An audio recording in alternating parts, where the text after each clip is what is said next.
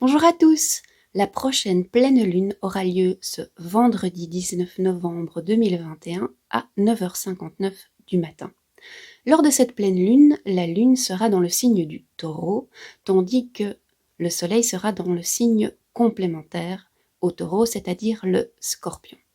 Pour ce rituel de pleine lune, je vous propose donc d'aller poser une question qui va, je dirais, se jouer sur l'axe Taureau-Scorpion. Alors, quel est cet axe?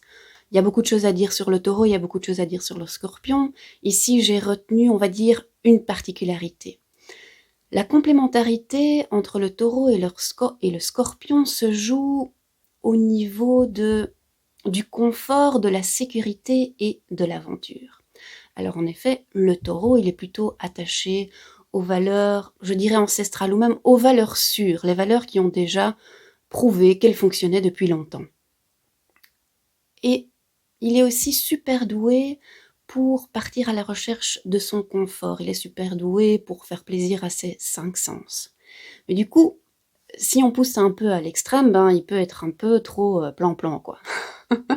Ou un peu trop enfermé dans son confort, justement, et à pas vouloir aller voir ce qui se passe à l'extérieur, ou justement de sortir de sa zone de confort, comme on le dit souvent. Alors à l'autre extrême, on a le Scorpion, où lui, le confort, il s'en fiche complètement, les valeurs sûres et ancestrales, il s'en fiche complètement. Pour lui, c'est comme le phénix qui renaît de ses cendres, on pourrait tous les jours tout faire mourir pour tout faire renaître.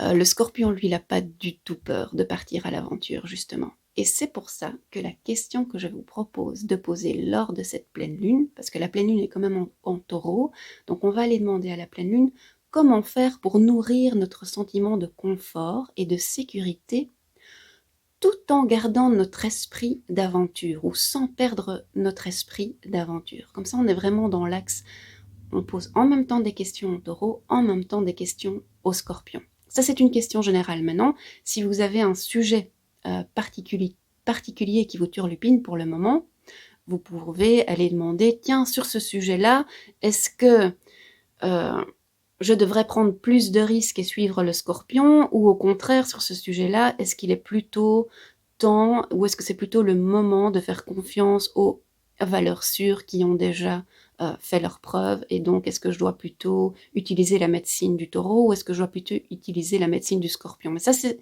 si vous avez un sujet particulier pour lequel ou sur lequel vous vous posez des questions en ce moment. Voilà. Alors, je vous souhaite un excellent rituel de pleine lune et surtout n'hésitez pas à nous rejoindre si vous en avez envie. À tout bientôt!